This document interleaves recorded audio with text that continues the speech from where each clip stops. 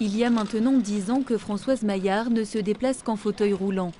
Elle est atteinte de la sclérose en plaques, une maladie neurologique qui se manifeste entre autres par des douleurs musculaires, parfois très intenses. Moi, je souffre de contractures spastiques, qui fait que les membres, c'est mon membre inférieur et les membres supérieurs, peuvent être très très raides et c'est des contractures qui sont douloureuses.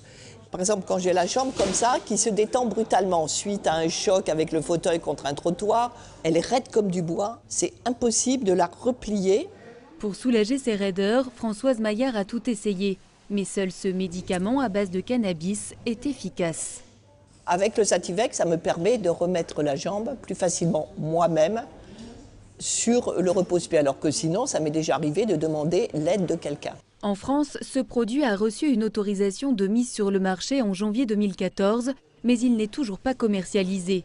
Pour s'en procurer, Françoise franchit les frontières avec la Suisse. À chaque voyage, cet ancien médecin dépense environ 550 € pour une boîte de Sativex, et c'est sans compter les frais de transport et d'hébergement. On se sent, les patients, pris en otage et obligés de trouver des situations de briques et de broc pour essayer de se soulager un peu cette spasticité qui vous pourrit la qualité de vie. Si le produit n'est toujours pas disponible dans l'Hexagone, c'est faute d'un accord sur le prix entre le laboratoire et les autorités sanitaires. En France, c'est le CEPS, le Comité économique des produits de santé, qui fixe les tarifs des médicaments remboursés par l'assurance maladie. Dernière proposition en date de l'instance pour le Sativex, une boîte à 240 € prix fabricant pour un mois de traitement environ. Nous sommes d'accord avec ce prix de 240 €, mais là, nous ne pouvons pas suivre. C'est l'enveloppe budgétaire qui a été proposée de 897 000 € par le CEPS, ce qui correspondrait à traiter 330 patients sur base annuelle. Et le problème, c'est qu'il y ait 5000 patients qui pourraient bénéficier du traitement.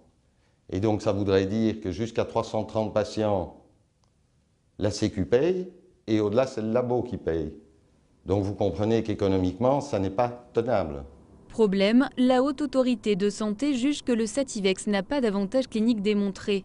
Le Comité économique des produits de santé refuse donc de payer le prix fort.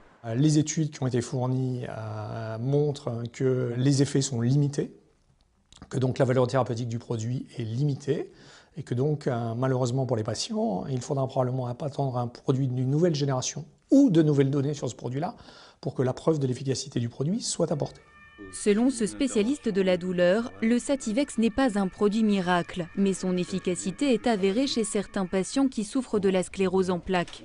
Et pour lui, si les négociations patinent, c'est sans doute parce que ce médicament contient du cannabis. Le gouvernement n'a pas tranché sur la question du cannabis grand public et que tous les freins qui sont mis à l'heure actuelle sur le Sativex ont sûrement un lien avec cette absence à l'heure actuelle de décision, toutes ces discussions autour du cannabis à visée récréative. Il est certain qu'on est dans un cadre où les contours du cannabis, du médicament, sont très flous. En France, ce sont 5000 patients qui pourraient bénéficier de ce produit. Reste maintenant à savoir si notre pays sera le 19e en Europe à commercialiser le Sativex.